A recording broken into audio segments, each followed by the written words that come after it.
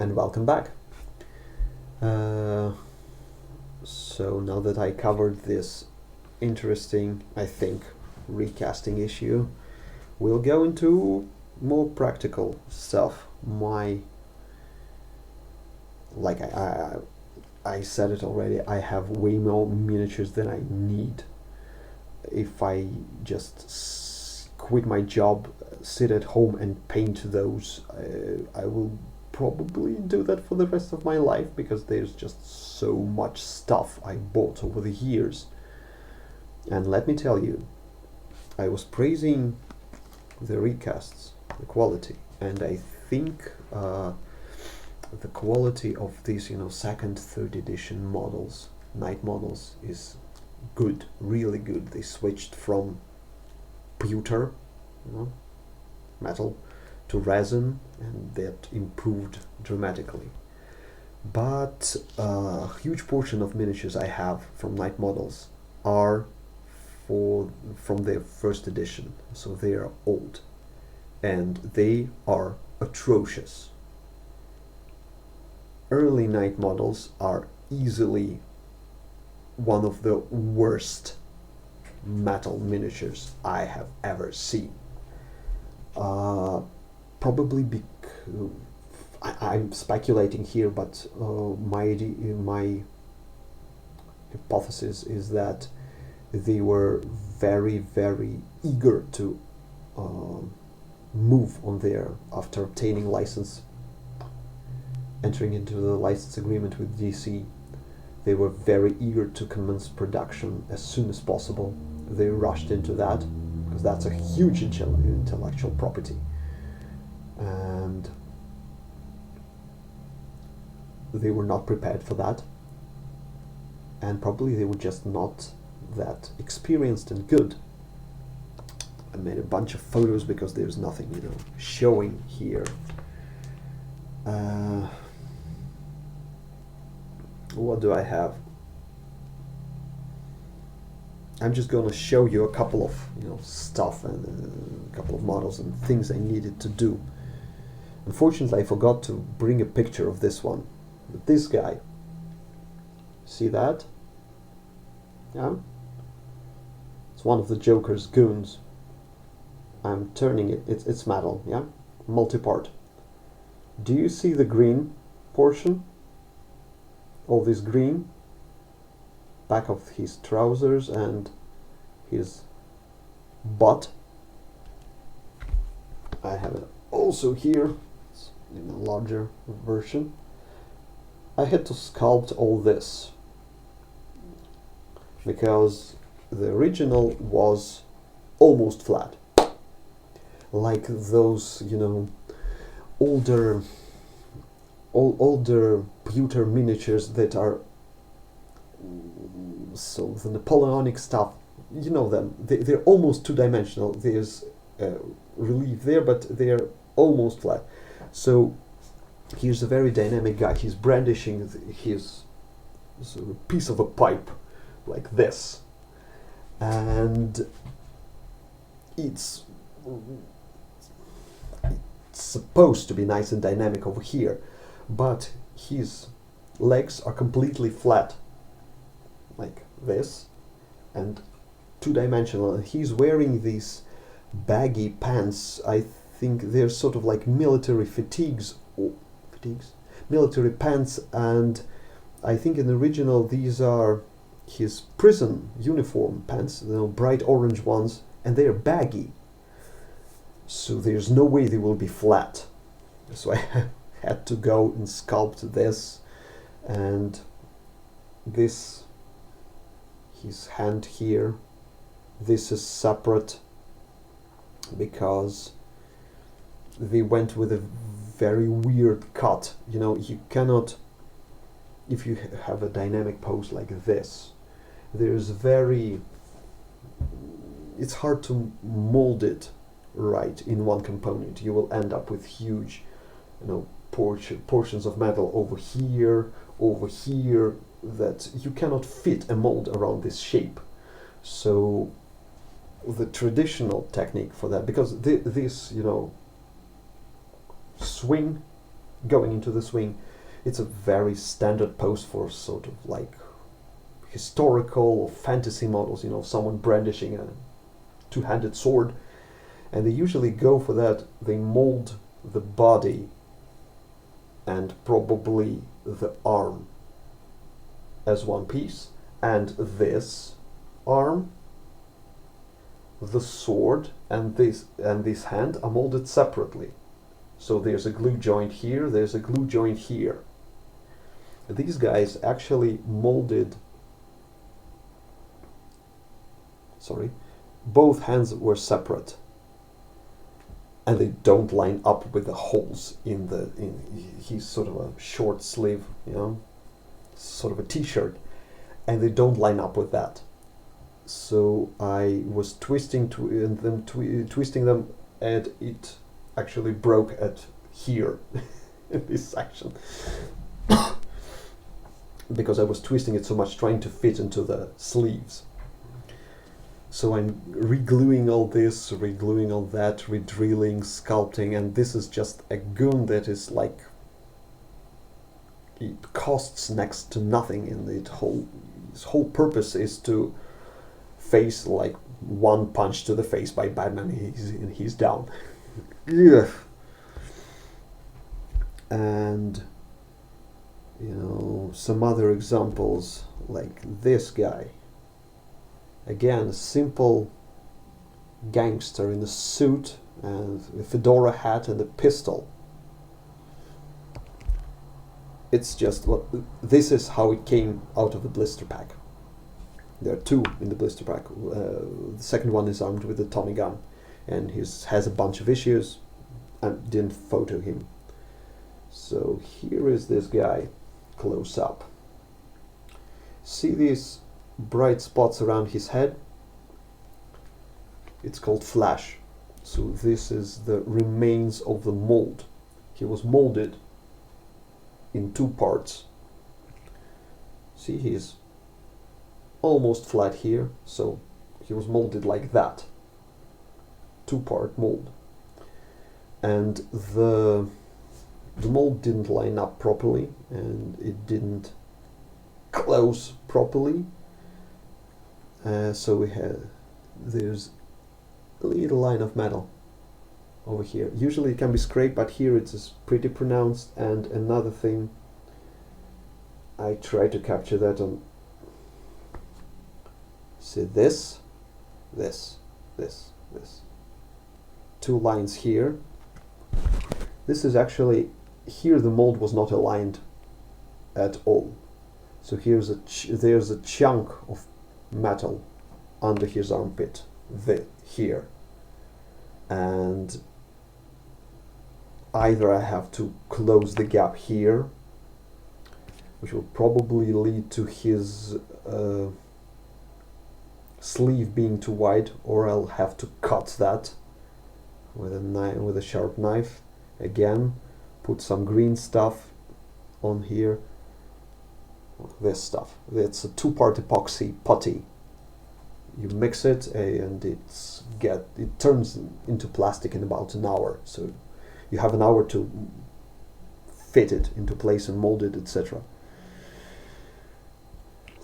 So this simple, really simple guy, you know, again, there's work to be done on that one. If I compare that to, say, hassle-free miniatures from the UK, this guy would have zero flash on that. You know, scrape it with a knife a little bit and it's ready to be primed and painted. What else do we have? There are a bunch of Arkham Asylum lunatics, guys that are completely, you know, out there with, you know, restraints, etc., etc. These guys have legit holes in them because pewter was cooling too rapidly, or there were bubbles inside. So they're just in some recesses, like here. There's just metal missing. I have to patch that up. No big deal, really. But it's all, you know, standard work. I have a picture of a painted guy. Here it is. He's restraining, you know, shirt torn, and he has sort of a Hannibal Lecter style mask on his face. Creepy stuff. Then what do we have? We have a policeman. This is nice. Good example for, how, improper molding screws up. Here's a guy. His hands are separate. Yeah, there it is. He was supposed to be this guy, pistol at the ready. But, again, I have a larger image. See this thing between his legs? Again, flash. And it basically surrounds him. So that's an ill-fitting mold right here. I'm gonna have to cut that. And also, look at the guy's face. Nice. Crispy profile, nose, everything is pronounced. Okay. That same face from another angle. What's this thing sticking out of his eye? That's a mismatched mold. Mold was supposed to go like this. It went like this. So there's a chunk of metal over here. Like here. I'm not sure. I have to have a look.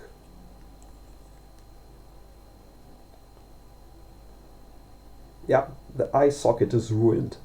So I'll have to cut into this, into the face of this guy, and scrape and just hope I will be able to make some approximation of this to paint the eye into that.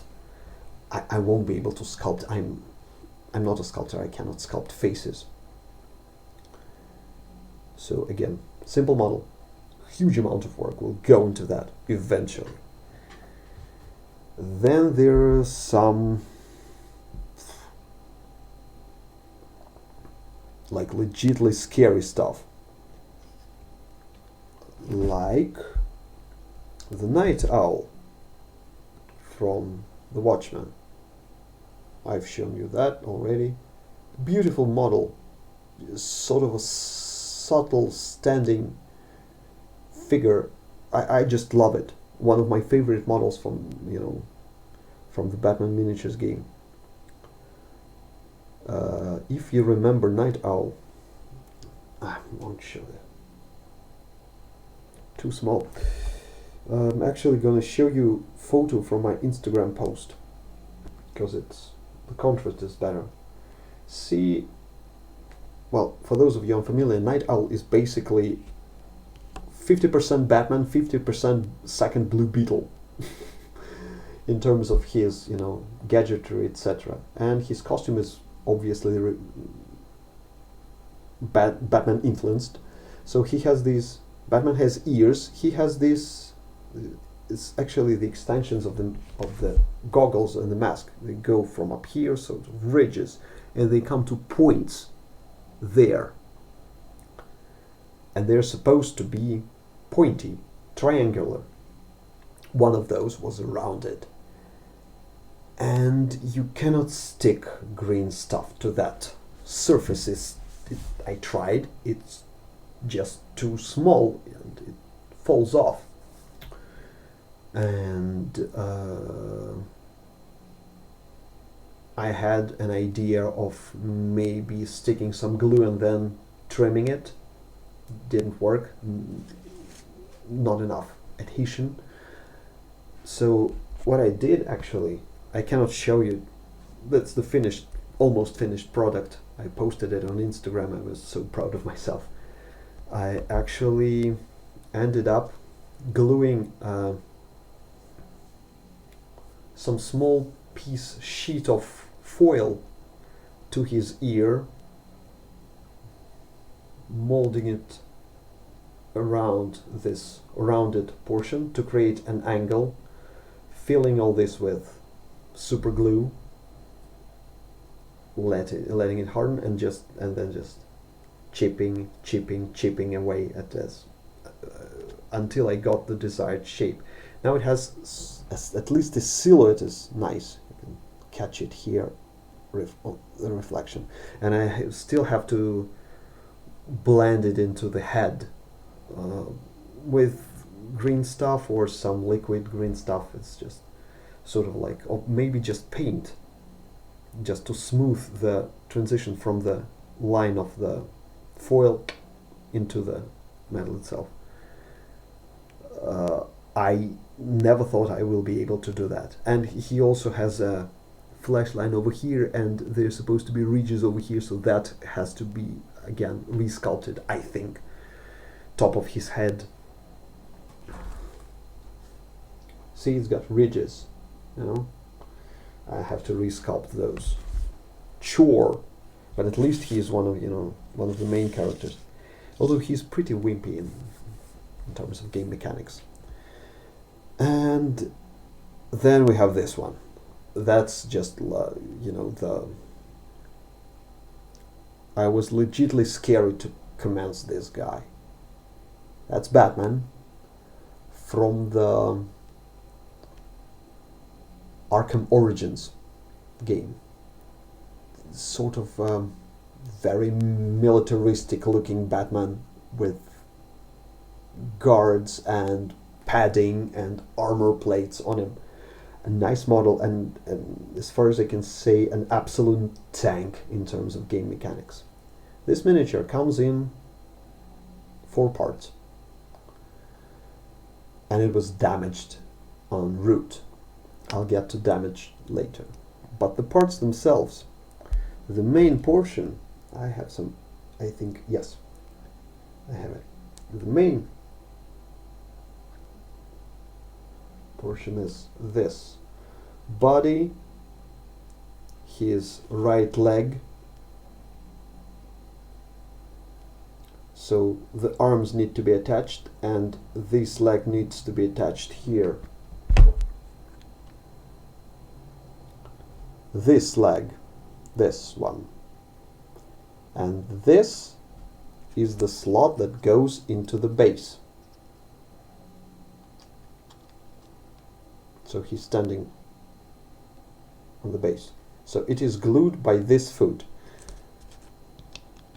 which is in turn glued to here.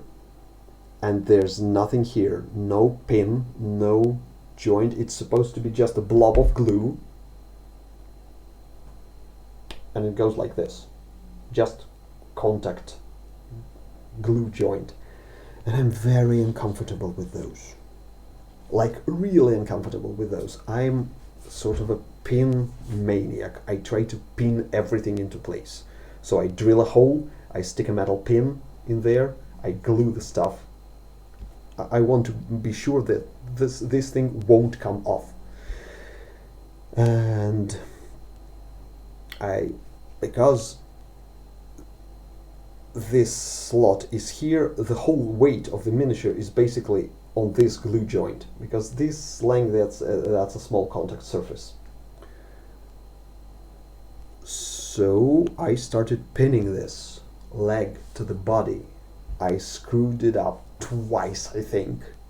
I ended up sticking 2 pins made out of guitar strings, because they are one guitar string, it's sort of a uneven surface, ridges, which is nice. It holds the glue better, in my opinion. So I did two pins, one goes here, one goes there, and it sort of hooks itself into that. It was a major undertaking, and how I managed to fit all this together before the super glue dried, I don't know. It was just pure luck. And apart from that, so that's just, to me, just some unfortunate miniature work. Just the idea itself was bad. I can show you some in progress, I think, photos. This is the glue joint itself. This is not in focus, but this is this black dot. That's one of the pins that goes straight through. And if you look from underneath, his butt butt cheeks, you know, do not match at all. So I ended up going in here with, there's some gray stuff, there's some green stuff. Green stuff is green stuff, gray stuff is Poxipol, which is an epoxy putty again. So, and then I had to pin the arms, and then I had to work on the head, because this miniature was, again, this is the big flat piece, you know. It was lying in the blister pack face outwards, and I think the blister pack got either dented or it was lying and something heavy was lying on top of that. So this pack and everything pushed into Batman's fucking face and mask and did this to his nose. So his nose was basically broken and cracked to the side. I do not have a picture, I think, one moment, of what it looked like. You can probably see it. No. I did my best to straighten that, because the computer is pretty soft. So I sort of turned it the right way. And it ended up, the silhouette looked like this. Look at the nose. See how rounded it is. Like mine. Well, there's one thing about Batman. This guy has a pointy nose, because of the mask. His cowl is coming to the point here. And I was looking at this, I was saying to myself, just let it go, you won't be able to do anything about this, because again, the surface is so small you cannot stick green stuff to that. You can probably cut this off entirely, drill into the face, and so create an armature, essentially, and sculpt around that. So one day I just told my wife and my daughter to leave me alone for like an hour, mixed a bunch of green stuff, and I finally, I don't know, I did this. I was able to stick a small blob of green stuff to his face, spread it over here to create more surface, contact surface for it to stick, and then shape the pointy nose. I don't know even, because I haven't seen this model before it was damaged, I do not even know if the guy had a pointy nose to begin with.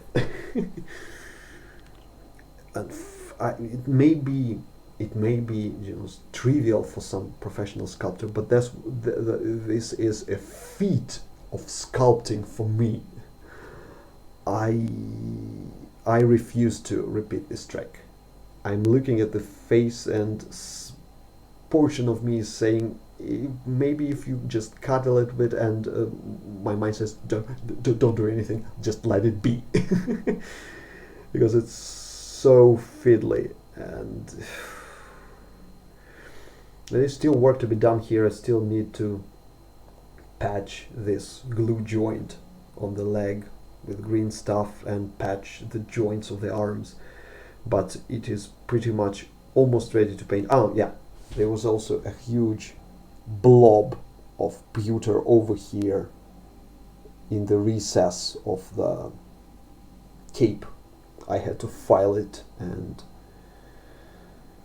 resculpt it a little bit, and I still have to fill it up a little bit. So there you have it, people. If some of you, what's the moral of this story? You know, if some of you people are anal about your models, do not buy earlier night model stuff. It's not worth it. Stick to the resin. Their resin is pretty good. Although, I must say, I have a starter. I showed it to you in one of my previous videos. A starter of Batman from the Arkham series, Arkham Asylum and Arkham Guards. And although this casting is pretty good, that particular Batman model has a small bubble. When you're casting resin, there are sometimes bubbles are forming inside the resin, and it doesn't show, so the bubble is inside, but sometimes it pops on the surface, and there's a sort of a spherical, pit you have to fill.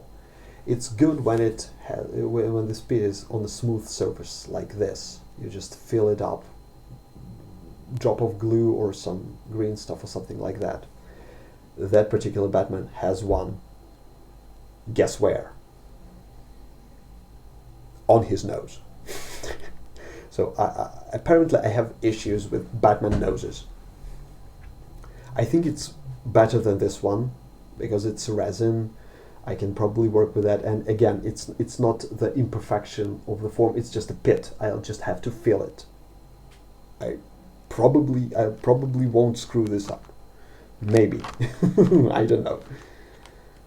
But there are legit issues with night models, and especially earlier ones, but even contemporary ones are somewhat flawed. This guy, this fake recast, his nose is perfectly fine and pointy too. Yeah. Recasters 1, night models 0, because I have how many? 2 Batmans, both of them are flawed. Do I have 2 Batmans? I don't know. So, bottom line, if you're going for night models, go for later releases. Resin, or just close your eyes and pretend you do not see the flaws. There are people who are able to do that. I envy you people. I'm not one of you. If I see some shit, it just becomes like an itch. I have to fiddle with it until I get it right. So these are some everyday struggles of modeler. And I'm not going into the paint. I have attempted my first, true scale eyes today. I won't be able to show it to you. Too small. Making a little bit of progress. Yeah, but I really envy people who are able to just, yeah, it's good enough for the table. Unfortunately, I'm not one of those guys, and that's why my miniatures take ages to get finished, if they're finished at all. And that's why it won't be, if I'll show you people some, game of Batman miniatures game, it won't be anytime soon, if at all. Yeah. So there you have it. Me rambling about miniatures. Probably that will give you a bit of an insight why I am the person I am. Yeah. Thanks a bunch for dropping by. I don't know if someone will be able to cope with that. Half an hour long video about me showing soldiers and little Tin Man and but if someone is still watching, many thanks. And I'll be back real soon with another one of my videos. Probably the next one will be pipe related, or just a pipe talk, just me smoking a pipe. And until then, I hope your life is not filled with itsy bitsy pieces that need gluing, filing, etc. And if it is filled with such pieces, you are having fun working on them. Yeah, something like that. Thanks for dropping by. I'll be seeing you people.